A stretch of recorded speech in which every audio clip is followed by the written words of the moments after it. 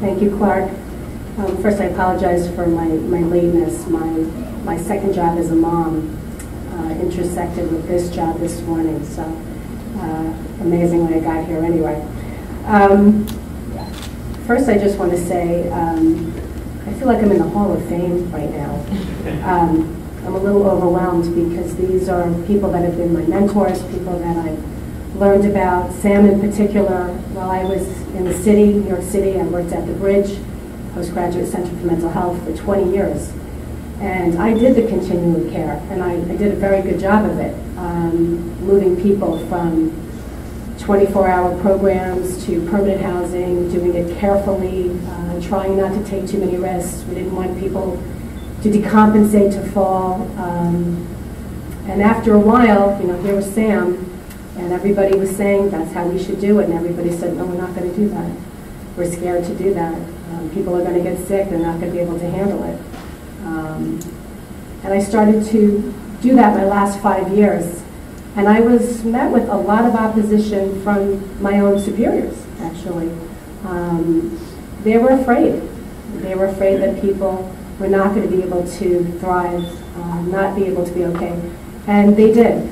And what was wonderful is when we were able to do that, we were able to open up opportunities for even more people coming out of prison, coming out of state hospitals, improving the quality of life for people. So I think there is dignity in risk, but it is a very difficult process.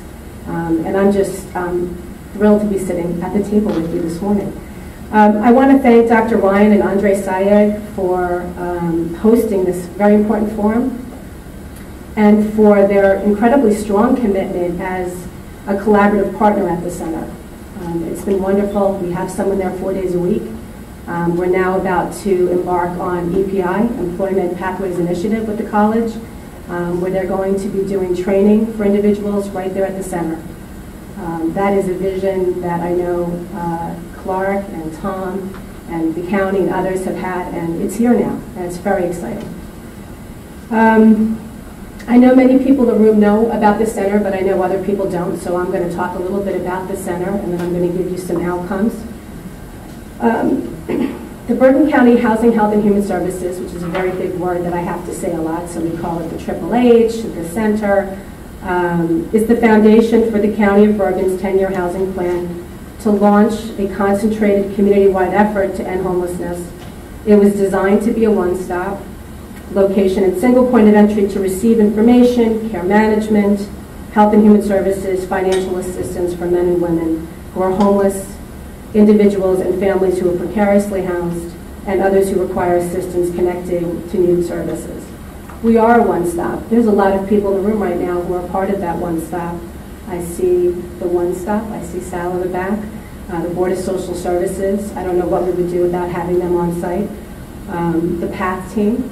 Let's see. The PATH team is here. Advanced Housing, who have been a tremendous partner, taking people into supportive housing, the folks that we have that really need the support that you've been able to provide for them. It has been tremendous, so I thank you, because I'm up here talking, but you're all part of the work that we've done together.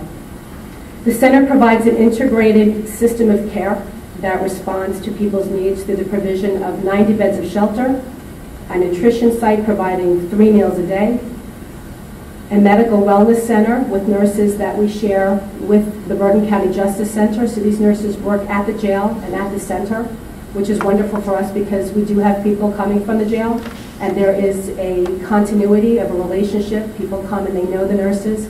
That's been a wonderful plus for us to have that at the center. We have a daily drop-in program that's open throughout the day. I can't tell you how important that is, because prior to us opening, there really wasn't that in Hackensack that was there 7 days a week. So people, when they get up, they don't have to leave the building. They can be in the building all day. They can go to the morning program, and then they can have lunch on site, and then they can be there for the afternoon program, and they can have dinner on site. So they don't need to be walking through Hackensack to get, if there's nothing for them to do unless they need to get to a work or a volunteer, or they go to the one-stop center. But most of the things that they need are right there in the center. This has been a tremendous, important part of what our success has been, because as Sam and I, in New York City, it's a little bit different. Here in the suburbs, to get to what you need and to get there is very difficult. And for many of these people, they wouldn't be in the predicament they are if they could have done that. So we make a tremendous difference having those services on site. The center goal is based on the principle that a homeless individual first and primary need is to obtain stable housing. Staff are immediately working together to place individuals, or as we call them, guests, for some of you who know that, we call them either shelter guests or community guests, who are homeless rapidly into housing, provide the support services needed to ensure that the placement is permanent. And that includes persons with a substance abuse history, physical mental health problems, and unemployment, in addition to homelessness. Anyone and everyone who walks into the center will be evaluated for housing.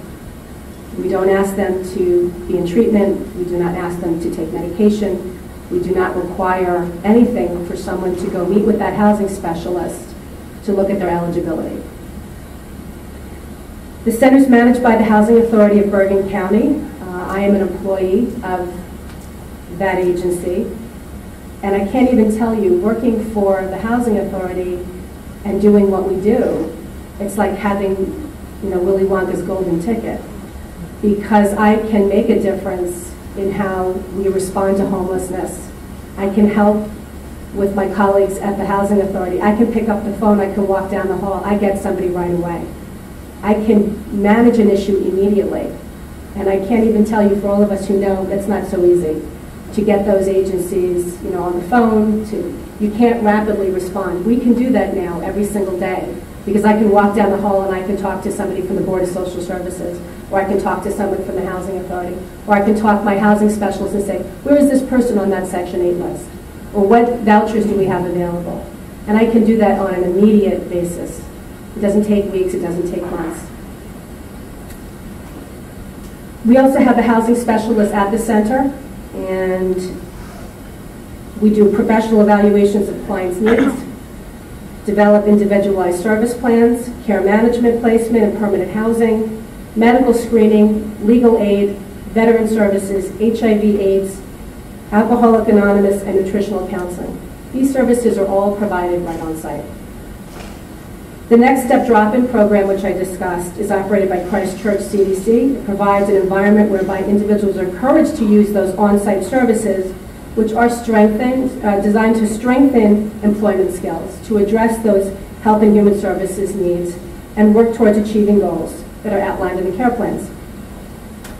The case management is provided by Care Plus New Jersey. It ensures that individuals can successfully access housing that is consistent with their needs and preferences, and provides stability for homeless individuals, which increases their success. It allows for accountability and promotes self-sufficiency necessary for them to remain in the community. So Sam talked a lot about that essential component, that we're not just placing individuals in housing, but we're working with them to make sure that they stay in that housing, that they can access services in the community.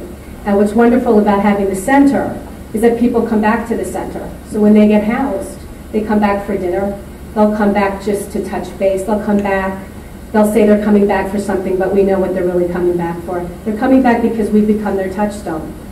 And what we've been able to do is, when someone comes into the building, they don't look okay, they don't look like maybe they're taking care of themselves, maybe they've lost some weight, we're able to intervene immediately. So we keep them in the housing, but we're still providing those services, and we've become that safety net for people. And I think that that has been such an important part of why this model has worked for Bergen County. We also have assistance with job readiness and placement, registration for various public programs such as Medicaid and welfare benefits. Applications are on site, so the Board of Social Services takes applications on site. We also have the City of Hackensack Welfare on site.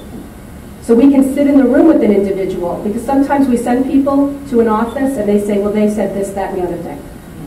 And then we can say, did you say that, this, that, and the other thing? Or we can sit with them and say, no, no, no, this is what they said you needed. So we're going to help you get those three things. So we're going to take care of that and move that process along. Homelessness prevention services, we do administer HPRP at the center through the Housing Authority. We provide emergency rent, security deposits, and utilities assistance to both shelter and community guests. So because of our mission and organizational structure, The center provides a unique opportunity to nurture a culture built on collaboration, learning, and shared services. So we believe as a team, and when I say a team, I mean the county, I mean all the agencies that are in the room that work with us, and at the center, and Clark, and Tom, and all of us who've done this together. So since the center opening, which was October 1st, 2009, through May 31st, 2011 now, our outputs are we've provided 134,782 meals to shelter and community guests. 1,400 individuals have participated in the drop-in center. 510 individuals have received temporary shelter. And our outcomes during that time are 158 persons have been vouchered or housed. There's an additional 13 that included the pilot project and our work at Kansas Street when we were transitioning folks from one shelter to the permanent shelter. I think what's notable here too is no one's come back. Everyone's still out there. Everyone's still in housing. Doesn't mean people aren't struggling at times. It doesn't mean that we're not case managing some people more than others. But no one has come back to the center. No one has lost their lease. Everyone is still permanently housed. 283 individuals and families were provided with funding to prevent homelessness or rapidly rehouse them with HPRP funds. And what's wonderful when you have the HPRP and you have the shelter and you have the housing specialist is the three entities can work together to say, you know what, this person fits here. Or maybe this person came in for HPRP, but that's not appropriate. They really need to be looking at a voucher program, or they need to be in the shelter for a little bit. And we're able to do that on an immediate basis. So some of our outcomes also include a reduction in the use of emergency services. As soon as our nurses came to the center, we saw a dramatic decrease in hospital transports because the nurses were able to triage people to clinics. So whereas chronic homeless individuals were using the ambulance and using emergency care, now we're able to manage chronic illness better. We're able to use more appropriate methods of care.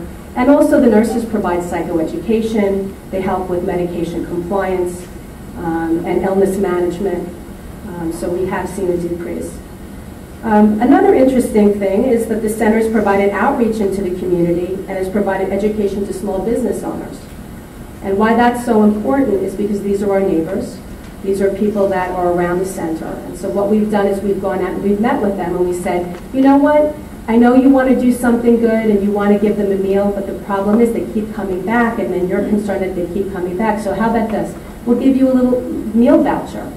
And they'll give an individual meal voucher and the person comes down and has a meal at the center. So this way the business owner doesn't feel like I'm not giving them something, but it allows us then to also connect to this person that why don't they have food? What's going on with them? Maybe there's other issues. And so this collaborative agreement and arrangement with the business community has really improved relations, and the business community looks to support the center. How can we donate? What do you need? You know, Jerry Soames in Hackensack donated clothing to us so that when people came in and their clothes were dirty, they needed a shower, they had something clean to put on.